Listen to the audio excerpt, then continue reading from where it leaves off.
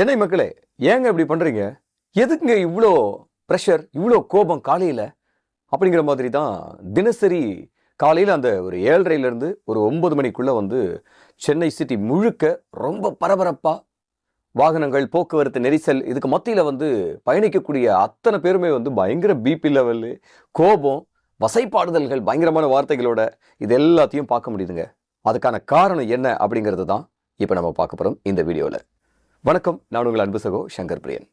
S, காலையில் week days அப்படின்னு சொல்லும்போது கண்டிப்பாக வேலைக்கு போகிறவங்க எந்த அளவுக்கு இருப்பாங்களோ அதை விட அதிகமாக பள்ளிக்கு போகிறவங்க, கல்லூரிக்கு போகக்கூடிய மாணாக்கர்கள் அவங்க அதிகமாக இருக்கிறாங்க. அதுலேயும் குறிப்பாக பல வீடுகளில் அம்மாவோ அப்பாவோ தாத்தாவோ பாட்டியோ பேர பிள்ளைகளை பள்ளியில் கொண்டு போய் விட்டுட்டு அறக்க பறக்க அலுவலகத்துக்கு வேற போகணும், டைம் ஆயிடுச்சு அப்படின்னு பறக்கிற அந்த ஒரு வேகம்.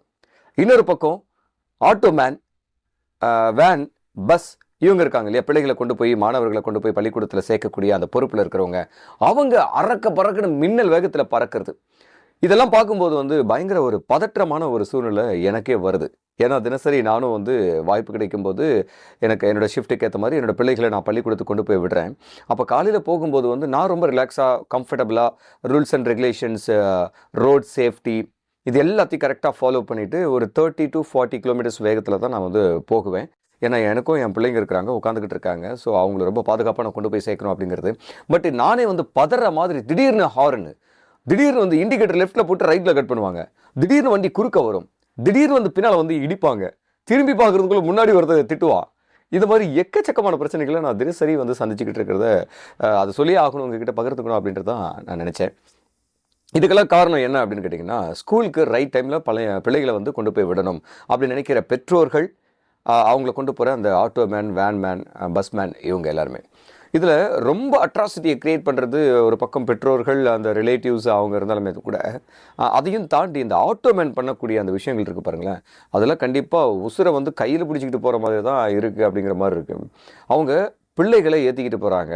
ஆனால் அந்த ஆட்டோமேன் ஒரு ஆட்டோவில் இவ்வளோ தான் லிமிட் அப்படின்ற மாதிரி இருக்குது, விதிமுறைகள் இருக்குது. ஆனால் அதையும் தாண்டி ஒரு ஆட்டு மந்தையை ஏற்றி ஆட்டோவில் மொத்தமாக சேர்த்து லாக் பண்ணி ஒரு சவாரி போகிற மாதிரி அடிக்கிறாங்க பாருங்கள் மின்னல் வேகத்தில். சொல்லவே முடியல. அதை பார்ப்பீங்க, நீங்களும் கூட பார்த்துக்கிட்டு இருப்பீங்க அப்படின்னு நினைக்கிறேன். சின்ன எல்கேஜி படிக்கிற குழந்தையிலேருந்து +2 படிக்கிற ஸ்டூடெண்ட் வரைக்குமே மொத்தமாக சேர்த்து டம்ப் பண்ணுவாங்க. +2 படிக்கிற பையன் நெருக்கடியாக இருந்தால் கூட அந்த பொண்ணு தாங்கிக்குவாங்க. ஆனால் ஒரு எல்கேஜி பையனை தூக்கி அவங்களுக்கு நடுவில் போட்டிங்கன்னா, அவனோட அந்த போட்டு இருக்குனாங்கன்னா, நசுக்குனாங்கன்னா, அவனோட ப்ரீத்திங் கெப்பாசிட்டி எப்படி மாறும் அப்படின்றத பாருங்கள். மூச்சு அடைச்சிடாது. ஸோ அந்த மாதிரி தான். இன்னொரு பக்கம் லெஃப்ட்டில் உட்காரு, ரைட்டில் உட்காரு, பாரில் உட்காரு, சைடில் உட்காரு, இன்னும் கொஞ்சம் அடிக்கி வை, பேகை தூக்கி மேலே போடு, பேகை தூக்கி முதுகில் மாட்டு அப்படின்னு சொல்லி பயங்கரமாக போகும்போது, ஒரு குழந்தை சைடில் உட்காந்துக்கிட்டு இருக்கான், அவனோட பேக் ஒரு 1/2 அடிக்கு மேலே, 3/4 அடிக்கு மேலே ஆட்டோவோட வெளியில் இருக்குது. இதெல்லாம் ஆட்டோமேன் கவனிக்கிறது கிடையாது. அவர் பாட்டுன்னு ஒரு லிமிட்டில் ஆட்டோவோட ஷேப் இவ்வளோ தானே, அந்த சந்துக்குள்ளே நம்ம போயிடலாம் அப்படின்ற மாதிரி போவார். ஆனால் அந்த பேக்கு அந்த குழந்தையோட சம்டைம்ஸ் முதுகோ கையோ காலோ இன்னொரு வண்டியில் அடிக்கிறதுக்கான வாய்ப்புகள் நிறைய இருக்குது, அடிச்சுக்கிட்டு தான் இருக்குது. அதெல்லாம் பார்த்துக்கிட்டு தான் இருக்கிறோம் நம்ம. ஸோ அந்த மாதிரி அந்த ஆட்டோமேன் அக்கறையே இல்லாமல் பயங்கரமாக வேகமாக ஓட்டுறாங்க. நான் வண்டியில் போயிட்டு அப்படி மெதுவாக அப்படி டேர்ன் பண்ணும்போது கூட டப்புன்னு நிறுத்துவாங்க அந்த ஆட்டோமேன். எங்களாவது கோவம் நமக்கே வருது. பிபியே இல்லை நமக்கு, ஆனால் பிபி அந்த பர்டிகுலர் டைமில் செக் பண்ணி பார்த்தீங்கன்னா எல்லாருக்குமே இருக்கிறத விட ஹையாக தாங்க கண்டிப்பாக இருக்கும். எனக்கே அந்த மாதிரி தான் நான் பல நேரங்கள் அது பண்ணுறேன். அதனால் 3 தரப்பை சார்ந்தவங்க இந்த பள்ளி மாணாக்கர்கள் மேலே கட்டாயமாக கவனம் செலுத்தணும் அப்படிங்கிறது தான் இந்த வீடியோ மூலமாக நான் வலியுறுத்துகிறேன். முதலாவதாக பெற்றோர்கள், தயவு செஞ்சு நீங்கள் என்ன பண்ணணும் அப்படின்னு கேட்டிங்கன்னா, எல்லாருமே சொல்கிறது தான், இத்தனை மணிக்கு நம்ம அங்கே இருக்கணும்னா ஒரு 10 நிமிஷத்துக்கு முன்னாடியே கிளம்பி போங்க, பிள்ளைகளை அழைச்சிட்டு போங்க அப்படிங்கிற ஒரு விஷயத்தை ஃபாலோ பண்ணிக்கோங்க. ஒருவேளை இல்லைங்க எனக்கு ஆணுக்கு பெண் சமம் நிகர், நாங்கள் 2 பேருமே வேலைக்கு போகிறோம் அப்படின்னா, அந்த மாதிரி சூழ்நிலையில் இருக்கிறவங்க ஆட்டோமேன், வேன்மேன், பஸ்மேன் அவங்கள கிட்ட தான் உங்களோட பிள்ளைகளை ஒப்படைக்கிறீங்க அப்படின்னா, ரைட் பர்சன் ஆட்டோமேன் யார் சரியான ஆளாக இருக்கான் அப்படின்றது. அவங்களுக்கு நல்லா வண்டி ஓட்ட தெரியுமா, ஓட்ட தெரியாதா, அது கண்டிப்பாக நீங்கள் வெரிஃபை பண்ணுவீங்க. லைசன்ஸ் வச்சுருக்காங்களா இல்லையான்னு வெரிஃபை பண்ணுவீங்க. அதை தாண்டி அவர் அன்பாக இருக்கிற பர்சனா, கருணையாக இருக்கிற பர்சனா, அக்கறையாக இருக்கிற பர்சனை நம்ம பிள்ளைங்க மேலே அப்படிங்கிறதெல்லாம் செக் பண்ணணும். அவங்க கரெக்டாக கண்ணியத்தோடு நடந்துக்கிறவங்களா அப்படிங்கிறத தவறாமல் செக் பண்ணணும். ஏன்னா இன்றைக்கி எல்கேஜி ஒரு பெண் குழந்தை, குட்டி குழந்தை அப்படின்னா கூட மனசாட்சியே இல்லாத கண்டமேனிக்கு அப்யூஸ் பண்ணக்கூடிய ஒரு சூழ்நிலையில் தான் நம்ம சமூகத்தில் தான் நம்ம இருக்கிறோம் இன்னமும். ஸோ அதனால் நம்ம ரொம்ப கேர்ஃபுல்லாக இது எல்லாத்தையும் கிராஸ் செக் பண்ணிவிட்டு ஒரு ஆட்டோமேனாக இது பண்ணுங்கள். அந்த ஆட்டோமேன் டெய்லி அவங்களுக்கு ஒரு ஒரு ஒரு எச்சரிக்கை உணர்வை கொடுத்துக்கிட்டே இருங்க. கரெக்டாக கூட்டு போங்க, பாதுகாப்பாக கூட்டு போங்கன்னு சொல்லிக்கிட்டே இருங்க. அது மட்டும் கிடையாது. அவங்க எப்படி பார்த்தாலும் அவங்க வந்து அவங்க வேலையை தான் காமிச்சிட்டு இருப்பாங்க. உங்களோட பிள்ளைகள்கிட்ட வந்து செக் பண்ணுங்க. கரெக்டாக கூட்டு போனாங்களா? சேஃபாக போனீங்களா? கரெக்டாக இறக்கி கையை பிடிச்சி கூட்டிகிட்டு போய் ரூமில் கேம்பஸ்குள்ளே விட்டாரா? மறுபடியும் உங்ககிட்ட எப்படி நடந்துக்கிறாரு? உன்னை டச் பண்ணி பேசுகிறாரா? உன்னை திட்டுறாரா? உன்னை அடிக்கிறாரா? இது எல்லாத்தையும் தினசரி விசாரிங்க தயவு செஞ்சு. குழந்தைங்களுக்கு தெரியாது இது ஒரு இஷ்யூ, இது ஒரு பெரிய ப்ராப்ளம், இது வந்து இங்கே ஆரம்பித்து இங்கே போய் முடியும், நமக்கு பெரிய ஆபத்தை கூட உருவாக்கலாம் அப்படிங்கிற எச்சரிக்கை உணர்வு, அனுபவ பாடம் அப்படிங்கிறது வந்து குழந்தைங்களுக்கு நிச்சயமாக தெரியாது. அதனால் தினசரி அவங்ககிட்ட நீங்கள் கிராஸ் செக் பண்ணுங்கள். ஆட்டோ டிரைவர்கிட்டையும் சொல்லிக்கிட்டே இருங்க. இன்னொன்று என்ன பண்ணுறாங்க தெரியுமா? அந்த ஆட்டோ டிரைவர்லாம் குழந்தைங்களாம் கண்ட மணிக்கு திட்டுறாங்க. ஏய் அறிவில்லை உனக்கு, ஏறி உள்ளே ஓடு, அடிக்கிறது, விரட்டுறது. நான் இதெல்லாம் பார்த்துக்கிட்டு இருக்கேன், தினசரி நான் பார்த்துக்கிட்டு இருக்கேன். அதே போல் எந்த பேரண்ட் வந்து திட்டுவாங்களோ அந்த குழந்தைய மட்டும் கையில் பிடிச்சிக்கிறது. மற்ற குழந்தையெல்லாம் பின்னால் வா அப்படின்னு சொல்லிட்டு போயிட்டே இருப்பாங்க. ஒரு வரிசையை ஒரு ஆட்டோ டிரைவர் 2 குழந்தைய மட்டும் பிடிச்சிக்கிட்டு உள்ள ஸ்கூலுக்குள்ளே இறக்கி கூட்டிகிட்டு போயிட்டு இருப்பாரு. ஒரு 10 பசங்க பின்னால் போய்கிட்டு இருப்பாங்க.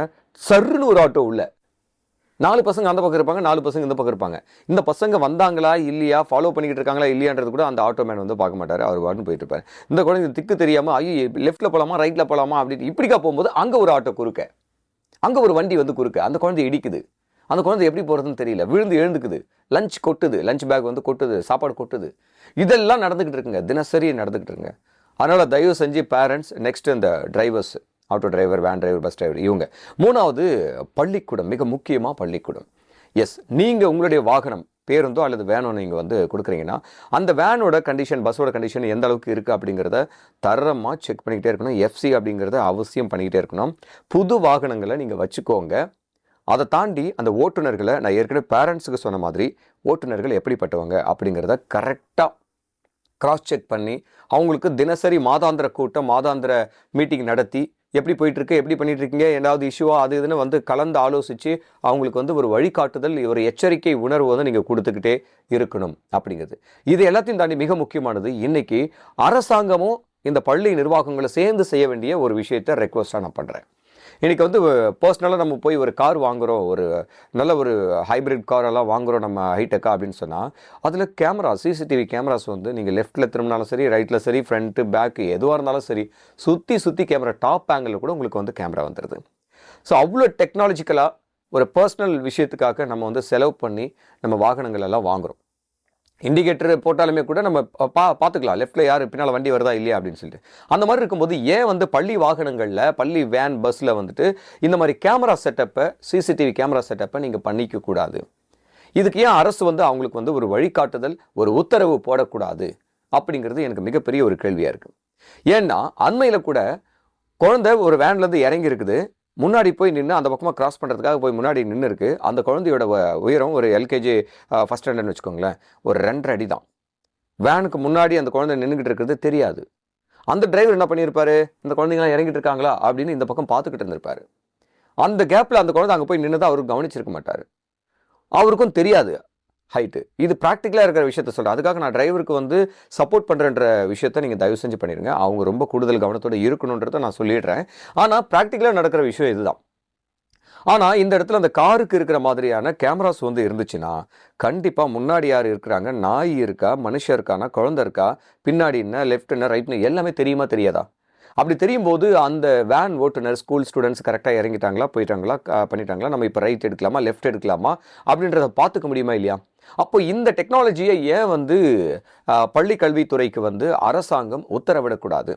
எல்லா வாகனங்களும் அதிநவீனமாக்கப்பட்ட ஒரு ஒரு கண்காணிப்புக்கு உள்ளாக்கப்பட்ட ஒரு கேமரா செட்டப்போட ஏன் பண்ணக்கூடாது அப்படிங்கிறத நான் வந்து கண்டிப்பாக ஆணித்தரமான ஒரு ரெக்வஸ்ட்டாக நான் கேட்டுக்கிறேன். நான் சொல்லணும்னா கோமாவே இருக்குது, தயவு செஞ்சு அதை செட்டப்பை பண்ண சொல்லுங்கப்பா பஸ்ஸில், வேனில் அப்படின்னு சொல்லிட்டு. அதனால் கவர்மெண்ட்டு இது கவனத்தில் எடுத்துக்கிட்டு அதை பண்ணணும் அப்படின்னு சொல்கிறேன். ஸோ இந்த 3 விஷயம், பெற்றோர்கள், வாகன ஓட்டுநர்கள், பள்ளி நிர்வாகம், அவங்களோட சேர்ந்து இந்த அரசு, இவங்கெல்லாம் சேர்ந்து மாணவர்களுக்கு இதுக்கப்புறமும் பெரிய விபத்துகள், பெரிய ஆபத்துகள் நேராத வகையில் சமூக பொறுப்போட ஒன்றுமறியாத அந்த குழந்தைகளை பாதுகாக்கணும் அப்படின்றத நான் கேட்டுக்கிறேன். நன்றி, வணக்கம்.